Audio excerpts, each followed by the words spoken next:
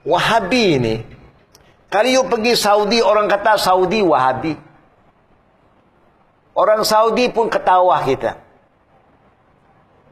Bila orang kata Saudi Wahabi, dia tahu orang ni memang tak faham apa dia cakap. Dia suka fitnah orang. Saya rasa sedih. Kalau kita kata kita orang berilmu, masih guna Wahabi, kita rugi besar. Kerana kita fitnah seorang ulama, namanya Muhammad Ibn Abdul Wahab. Dia seorang ulama. Dia pun dah mati. You fitnah dia, dosa dia akan pindah pada kita, pahala kita pergi kat dia. Rugi besar. Kalau nak kata dia salah, tunjuklah mana salah dia. Kalau ada salah pun, dia juga manusia. Imam Syafi'i pun kata, Imam Maliki pun kata, kami manusia biasa. Boleh betul, boleh salah. Kalau salah, jangan ikut. Kalau betul, ikut. Agama itu mudah. Jangan fitnah orang, hukum orang. Saya pun tak hidup di zaman dia. Saya pun tak pernah jumpa. Tapi bila orang kata Muhammad Abdul Wahab Wahabi, saya pun terbaca juga buku dia. Dalam pembacaan saya tak nampak pun apa yang dia cakap itu bercanggah dengan Quran dan hadis. Kita kata kita ahli sunnah wal jamaah. Dia pun ahli sunnah wal jamaah. Tapi nak fitnah orang kata kerana dia buat ini tak ada, itu tak ada. Yalah, kalau dah tak ada, memang tak ada lah. Bukan? Ada lah. Kita di sini macam-macam buku ada. Sahih Muslim ada, Masya Allah. 40 hadis ada, Imam Nawawi, Masya Allah. Kalau ada situ ada lah. Kalau tak ada, tak ada lah. Berapa orang baca? Berapa orang baca? Kan? Kita kata kita orang Syafi'i. Betul tak betul? Betul tak betul umumnya? Nusantara ni Syafi'i. Apa nama Imam Syafi'i? Apa nama Imam Syafi'i? Susah juga kan? Saya jumpa orang Hanafi di India, Pakistan kadang-kadang. Saya kata, Nu'man bin Sabit berkata, Nu'man bin Sabit, ini imam mana pula? Saya kata, Nu'man bin Sabit. Nu'man siapa dia? Ini ya problem. Nu'man bin Sabit itu Imam Abu Hanifah lah. Itu nama dia. Abu Hanifah itu kunya dia. Syafi'i nama dia apa? Apa nama Imam Syafi'i anak? Oh, kena tahu. Tidak fitnahkan imam kita buat apa? Kita cakap-cakap apa yang kita buat, imam pun tak suruh, kita yang buat. Kemudian kita kata saya Syafi'i.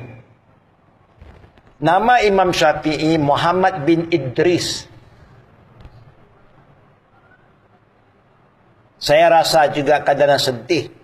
Kita suka kaitkan dengan Imam Syafi'i, tapi nama tak kenal, buku dia pun tak pernah baca. Ini yang luar biasa. Kan? Saya banyak masjid yang saya pergi, tak pernah satu kali saya tengok masjid orang buka kitab Imam Syafi'i. Tak pernah sekali pun. Apa nama kita Imam Syafi'i? Bantu. Apa nama kita Imam Syafi'i? Problem juga. Oh, banyak cerita ini juga. Oh, Syafi'i, sikit-sikit Syafi'i. Minta maaf, janganlah fitnah imam kita. You nak cakap tentang Syafi'i, kena ada rujukan dia. Kita agama suka kias-kiaskan. Kanan-kanan kias-kias. Imam Syafi'i dalam kitabnya kata, la qiyas fil ibadah. Ibadat tak boleh main qiyas. Nabi dah tunjuk pada kita. Semua cara ibadat Nabi dah tetap tak boleh main qiyas-qiyas. Tapi kita suka kena qiyas. Nama kitab Imam Syafi'i ada dua yang terkenal.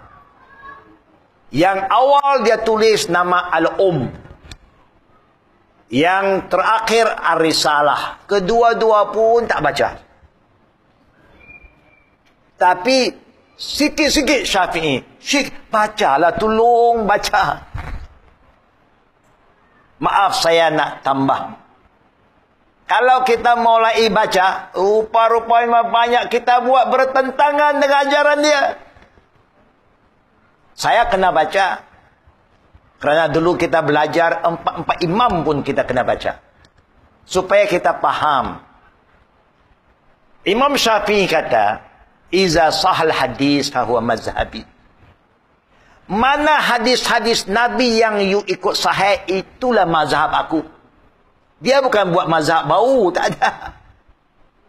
Kita anggap macam Syafi'i satu mazhab yang baru.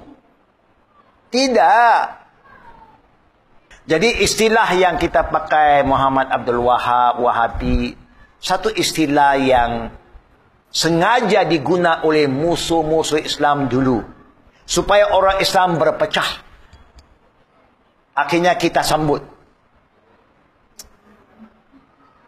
Saya tidak mengatakan maksum. Imam Syafi'i pun tak kata dia ada maksum. Imam Malik pun tak kata dia maksum. Apalagi Muhammad Abdul Wahab kemudian. Manusia biasa. Tapi bacalah sejarah dia dengan betul. Nak baca sejarah Muhammad Abdul Wahab, kena baca kitab sejarah yang memang orang tahu tentang Muhammad Abdul Wahab. Bukan dari musuh dia.